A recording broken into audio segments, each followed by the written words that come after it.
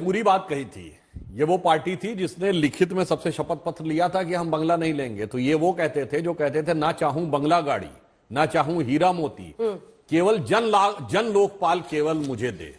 वो अब कहने लगे, उनकी नजर ऐसी बदली है कि नजर लागी राजा तोरे बंगले पर। हमारे संसदीय दल के नेता हैं आम आदमी पार्टी के संजय सिंह जी, इनकी भी नजर वहीं, सौरभ भारद्वाज जी की नजर वहीं। और मजे की बात है, समझिए, वो अस्थायी मुख्यमंत्री, वो स्थायी रूप से उस बंगले को चाह रही हैं। उनके तो अश्रुधारा बह रही है उसको लेकर। मैं तो सिर्फ ये पूछना चाहता हूं कि भाई आतिशी जी, तो 1 महीने की बात है, 1 महीने के बाद तो आम आदमी पार्टी की सरकार रहने वाली नहीं है। चलो आम आदमी पार्टी का दावा मान ले तो भी अस्थायी मुख्यमंत्री नहीं रहने वाली है। तो ये अस्थायी चीज से इतना मोह कैसा?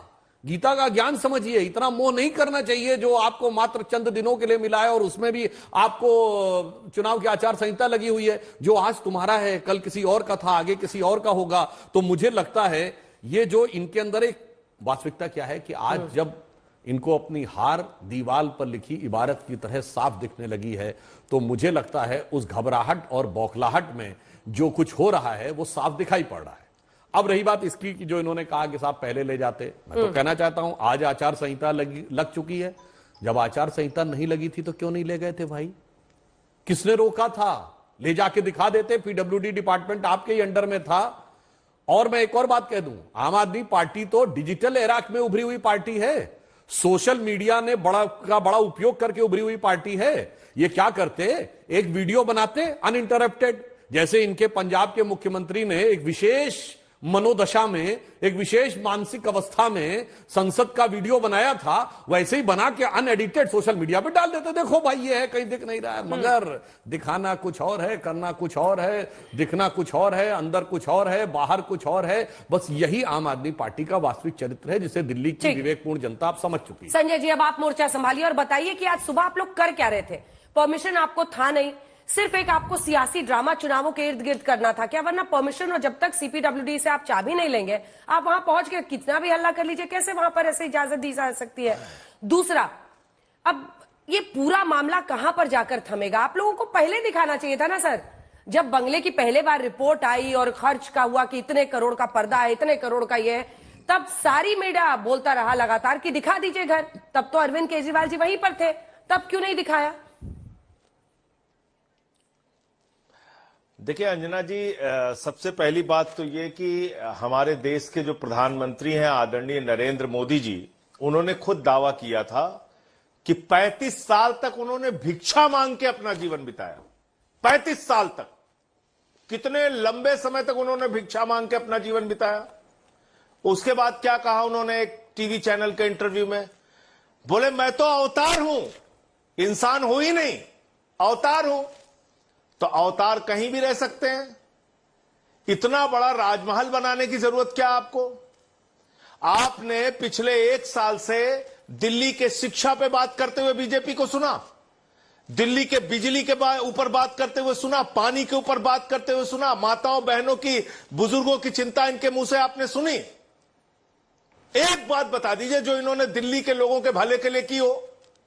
हम बिजली फ्री करेंगे, उसका विरोध, पानी फ्री करेंगे, उसका विरोध, माताओं बहनों के लिए बस की फ्री यात्रा करेंगे, उसका विरोध, बुजुर्गों के लिए तीर्थ यात्रा करेंगे, उसका विरोध, सीसीटीवी कैमरा लगाएंगे, उसका विरोध, हर चीज का विरोध करना है। तो एक दुष्प्रचार इन्होंने मुख्यमंत्री आवास के बारे में फैला रखा था कि भाई वहां पे सोने का टॉयलेट है, वहां पर स्विमिंग पूल है, वहां पर मिनी बार बना हुआ है। ऐसी ऐसी बातें आप कर रहे थे और किसी आचार संहिता में किसी का घर देखने पर कोई रोक नहीं लगती है। ऐसी बातें दिग्भ्रमित करने के लिए ही भारतीय जनता पार्टी बोलती है, सुधांशु जी बोल रहे हैं, कोई रोक नहीं लगती है। दूसरी बात, जब हमने कहा कि हम आपका राजमहल देख, पहले तो आपने वहां दिखाया नहीं, ना सोने का टॉयलेट दिखाया, ना स्विमिंग पूल दिखाया, ना मिनी बार दिखाया। इसका मतलब ये सारी की सारी बातें भारतीय जनता पार्टी के द्वारा झूठ फैलाई जा रही थी, इसीलिए हम इनको भारतीय झूठा पार्टी कहते हैं। जहां तक प्रधानमंत्री आवास का सवाल है, जब हम वहां पर गए कि भाई कितने 100 करोड़ की कालीन लगी हुई है, कितने 100 करोड़ का झूमर लगा हुआ है, 2700 करोड़ का तुम्हारा मकान बना हुआ है, आप उसको भी दिखाइए, 10-10 लाख की पेन हम देखना चाहते हैं। 8,400 करोड़ के जहाज में आप चलते हैं, 12-12 करोड़ की 6 गाड़ियां आपके घेरे में है। अभी ये हमसे कह रहे हैं कि वो पार्टी है जो कहती थी हम बंगला नहीं लेंगे। तो जिन्होंने 35 साल से भिक्षा मांगी, उन्होंने आपको बताया था कि 8,400 करोड़ की जहाज से चलेंगे, 10 लाख का सूट और 10 लाख का पेन इस्तेमाल करेंगे। उन्होंने आपको बताया था कि दिन भर में 3 बार सूट बदलेंगे, बड़े बड़े फैशन डिजाइनर को फेल कर देंगे। कहां बताया था प्रधानमंत्री जी ने? वो तो कह रहे थे हम चाय वाले हैं, बड़ा गरीबी से हम निकले हुए हैं और 35 साल तो हमने भिक्षा मांगी है। अब तो जब आपके ऊपर बात आई तो आपने पुलिस का घेरा लगा दिया, बोले नहीं नहीं हम राजमहल में नहीं जाने देंगे, ना वहां जाने देंगे ना यहां जाने देंगे।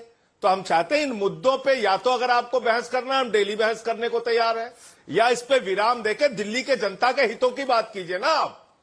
आप स्कूल पे बात कीजिए, अस्पताल पे बात कीजिए, बेरोजगारी पे बात कीजिए, महंगाई पे बात कीजिए। जो आपसे जुड़े हुए मुद्दे उस पर आप बात करनी करते।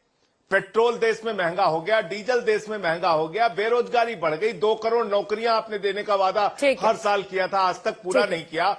काला धन लाके सबके खाते में 15 लाख पहुंचाने वाले थे, आज तक आपने नहीं किया। हाँ। किसानों को आपने 1 साल तक सड़कों पे बिठा के रखा, उनको प्रताड़ित किया। 750 किसानों ने अपनी शहादत दी। आज भी किसान आमरण अनशन पे बैठे हुए हैं। दोनों के शुरुआती कमेंट्स हो गए हैं, तो अब मुझे कुछ प्रश्न पूछने दीजिए। संजय जी, आपने मेरे उस प्रश्न का बिल्कुल जवाब नहीं दिया कि अरविंद केजरीवाल जी के घर में रहते हुए आप लोगों ने घर क्यों नहीं दिखाया। आपने उस सवाल से बिल्कुल किनारा कर लिया। आज तो सिर्फ एक चुनावी ड्रामा था ना सर, आप जब वो रह रहे थे उस वक्त घर दिखाते ना सर। एक चीज ये बताइए, हाँ, एक चीज ये बताइए, उसी घर के अंदर बहुत सारे पत्रकार गए जब वो रहते थे, दुनिया भर के देश भर के तमाम राजनेता गए जब वही रहते थे, उसी घर में रहते थे। और अपने ही राजनीतिक पार्टी के नहीं, दूसरी राजनीतिक पार्टियों के लोग भी गए, बिहार के मुख्यमंत्री भी गए थे उस घर में। तो हमने कौन सी रोक लगा रखी थी कि भैया इस घर के अंदर आना ही मना है? ठीक है। बहुत सारे लोग जो जनता के बीच में होते थे वो भी आते थे मिलने के लिए। सारे लोग वहां घर पे जाते थे सुधांशु जी, वो कह रहे हैं सारे लोग जाते थे। आप लोग ऐसे कैसे कि आप दुष्प्रचार करेंगे वहां पे? सुधांशु जी, देखिए संजय जी ने कहा खुला हुआ था, नेता अन्य पार्टियों के, आज नीतीश कुमार जो अब आपके साथ हैं उन्हीं से पूछ लीजिए।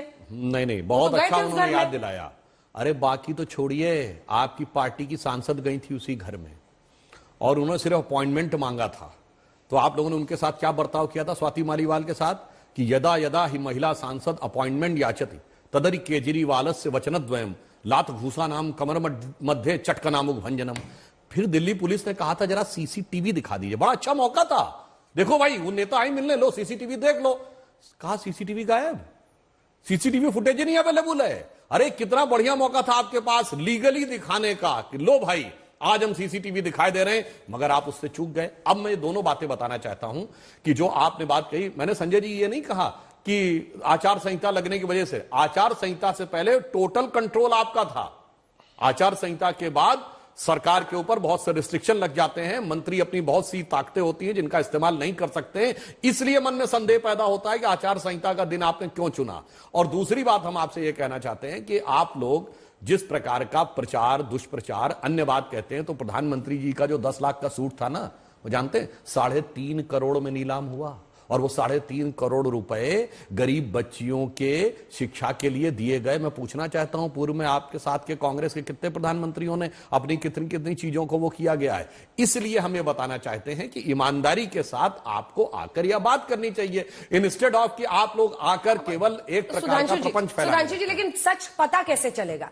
आप लोगों ने एक 3D मॉडल निकाला, वीरेंद्र सचदेवा ने, उसमें पीछे स्विमिंग पूल दिख रहा है, ये लोग कह रहे हैं स्विमिंग पूल नहीं है, बार कह रहे हैं मिनी बार लगभग 6-6.5 लाख का, वो है नहीं, वो उनका दावा है कि है नहीं। तो दिखा दीजिए ना घर, क्यों उसको पर्दे में क्यों रखना है? फिर मैं बता रहा हूं, अब चूंकि वह जांच की परिधि में आ गया है और वो चीजें जांच के अंदर हो रही हैं, तो मानी हुई बात है, अब तो जांच एजेंसी की जांच के बाद सारी बातें सामने आएंगी। मैं तो सिर्फ यह कहना चाह रहा हूं कि अगर इनके मन में यह बात थी तो इन्हें बिल्कुल पहले साफ साफ दिखा देना चाहिए था, मगर क्या बताएं, इनकी जानते हकीकत क्या है इसमें, तो कोई चलिए कोई बात नहीं। आप कह रहे सोने के टॉयलेट की बात किसी ने नहीं कही थी, 15 लाख के टॉयलेट की बात कही गई थी, खैर छोड़िए उस विषय को। मगर मैं सिर्फ इतना कहना चाहता हूं साहब, ये 10 रुपए का रेनॉल्ट का पेन लगाते थे और ऐसी शर्ट पहनते थे लगता जैसे हंडिया के अंदर से निकाली गई हो, और उसके बाद आप ये तो डिनाई नहीं कर पा रहे हैं कि 45 करोड़ रुपए के बिल्स पेमेंट हुए हैं। और कितनी बेहतरीन और कितनी बुद्धि लगा के बिल पेमेंट हुए हैं कि दिल्ली का फाइनेंशियल सर्विसेज रूल 2019 ये कहता है कि 10 करोड़ रुपए से ऊपर का कोई भी बिल होगा तो वो कैबिनेट में जाएगा, यानी एलजी के संज्ञान में आ जाएगा। तो सारे